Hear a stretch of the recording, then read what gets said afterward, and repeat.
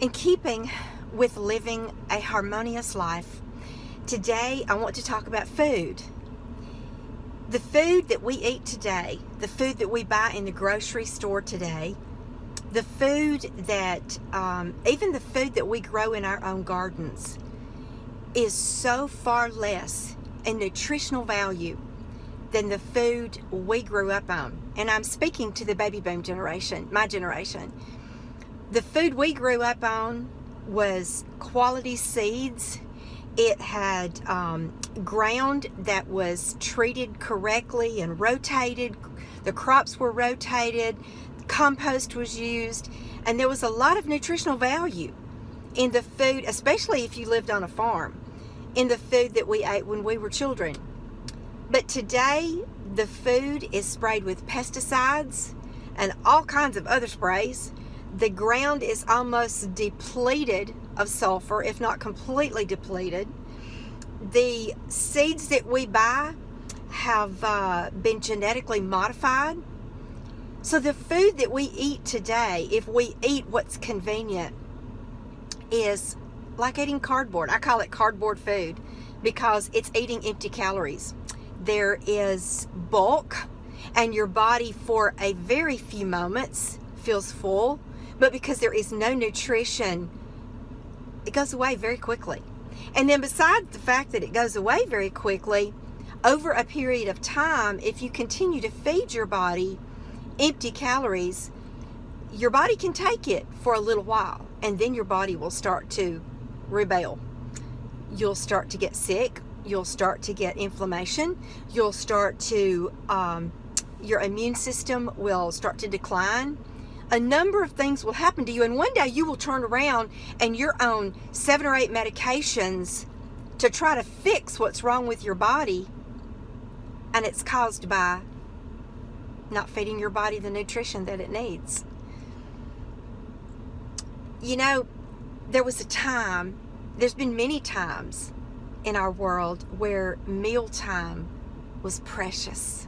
Mealtime was special. Mealtime was where you lit a candle. Mealtime was where you put on the table what you had worked for a while to prepare.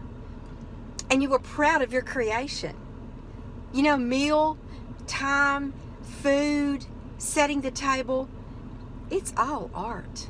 It's all a master work of art. And yet, because we have been so deceived into thinking that there's more important things to do than to cook quality food and serve appetizing food, because we've been convinced that there are more important things that we could be doing, we have allowed it to fall by the wayside. And we are suffering greatly because of it. I'll tell you one way that it is very recognizable that we're suffering is when I was a young girl, I never saw an advertisement on TV for even a baby aspirin. There were no advertisements on TV for medications. I remember when I first started seeing advertisements on TV for medications, and it almost felt vulgar. It almost felt like, okay, why are they coming into my living room telling me that I need to talk to my doctor about this certain medication, and then they give me a laundry list of things that this medication can do to me if I take it. It might fix the problem, but if I take it, it can cause everything from diarrhea to death. And I felt violated in some way. And the reason those commercials are there is because we live in a world, we live in a society that is medicated. And the reason we live in a society that is medicated is because we have chosen cardboard food. We've chosen not to feed ourselves nutritional food. Therefore, we're suffering. Our bodies are suffering. Our stamina is suffering. Our energy is suffering. Our mental capacity is suffering. I want to encourage you today to make a plan, make a menu, figure out how to cook what's on the menu, set a beautiful table with some pretty dishes, and watch what happens in your family.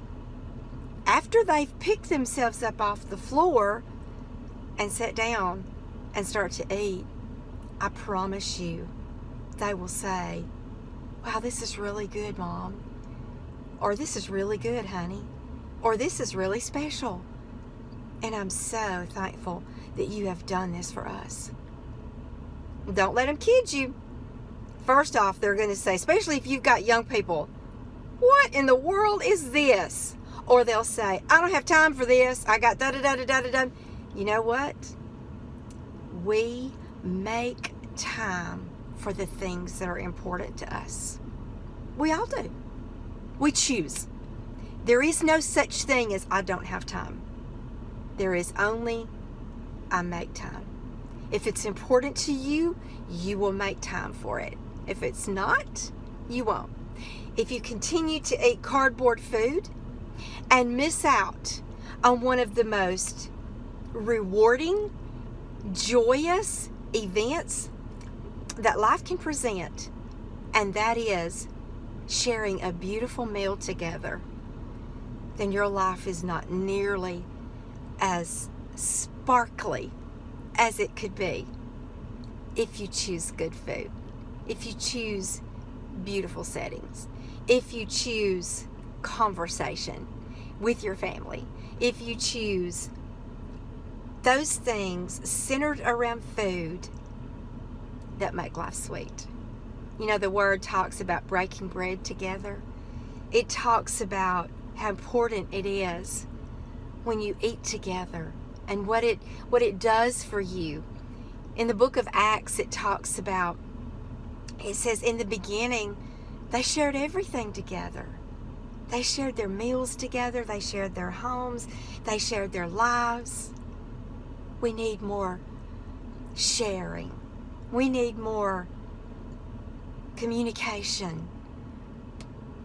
We need better food. I challenge you today. Choose a meal. Choose a menu. Cook it. Set a pretty table. Light a candle. And pray over your food.